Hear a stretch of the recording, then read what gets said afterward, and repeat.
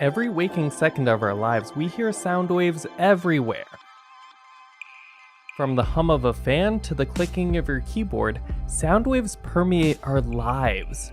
But how do they travel throughout the world around us? To answer this question, we are going to engage in a thought experiment. Okay, so let's say we have a bar of steel that reaches the 384,000 kilometer distance between the surface of the Earth and the surface of the moon overhead. Let's be real, that's a very long bar that could never feasibly exist, but for the sake of this thought experiment, let's say it does, and that we are going to suspend all of these factors.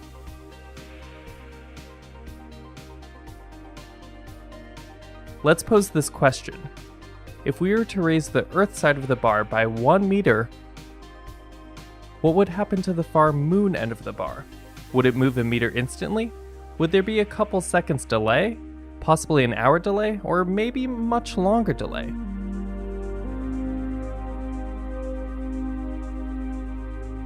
As it turns out, the moon end of the bar would move 1 meter 18 hours and 24 minutes after we moved to the Earth end of the bar. This is a massive delay, and it is due to the fact that when we push on the bar on Earth, we are not pushing on the entire 384,000 kilometer long bar at once, but rather we are just pushing on this localized group of atoms here.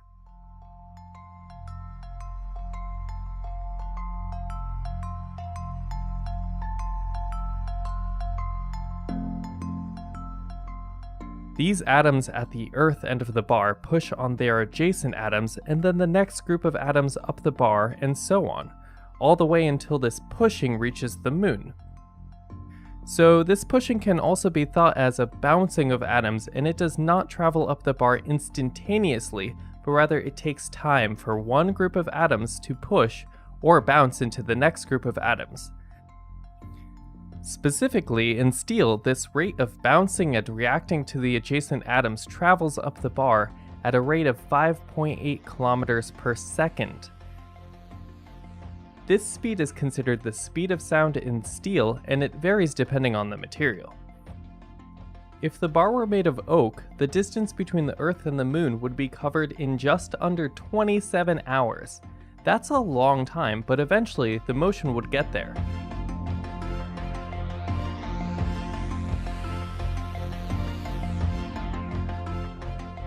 The point is that although materials like a steel bar or wooden table look to be a coherent single object, and thus one would expect the entirety of the object to move instantly all at once, in reality, forces and movements take time to travel throughout the many atoms in an object. This traveling of movement or propagation can be thought of as a chain reaction of atoms pushing or bouncing into one another.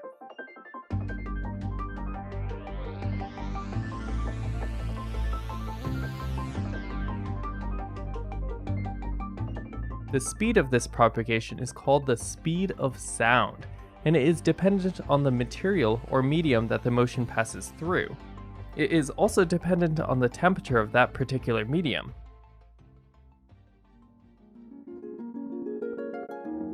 Now let's get back to the thought experiment.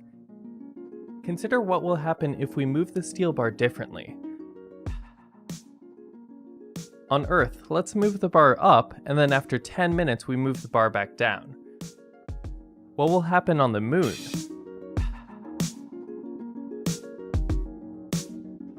Well, similar to our previous experiment, after 18 hours the bar will move up, and then 10 minutes after that it'll move down. Now let's say we move the bar faster, specifically up and down 100 times a second for a full minute, and then stop. Well, again, this shaking-like motion will start at the Earth end of the bar, make its way up the bar at a rate of 5.8 kilometers per second, and after the 18-hour delay, the moon end of the bar will move in the exact same shaking motion for 1 minute.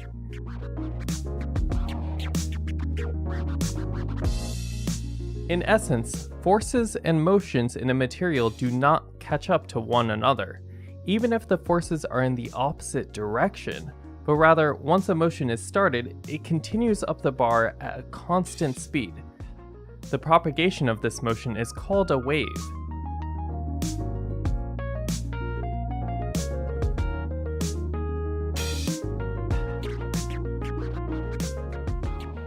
In this thought experiment, the steel bar represents the air around us, and the chain reaction of bouncing atoms up the steel bar represents the propagation of a sound wave.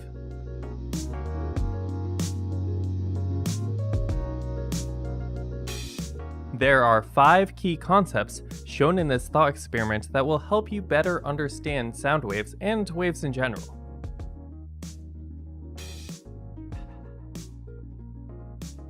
The first is that sound waves are a bouncing of atoms or particles into one another. Second, waves can travel very far, however the atoms themselves only travel a short distance. Third, waves travel at the speed of sound, and these speeds are material dependent.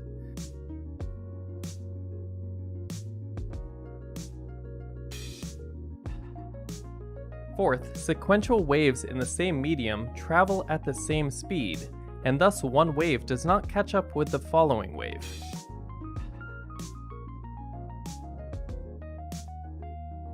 And finally, fifth, the coup de grace of concepts. A sound wave isn't really an object like a steel bar, a wooden table, or atoms of air, but rather, a sound wave is a propagation of force or motion. When we hear something, we are in essence hearing the motion that an object makes, or how kind of that object is applying a force to the air particles around it, thereby causing those air particles to bounce around, and that bouncing is picked up by your ears and perceived as sound. Kind of fascinating, no?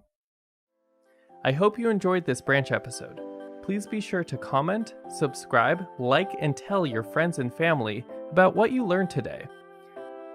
This episode is about how sound waves travel, and branches of this episode are: what are sound waves?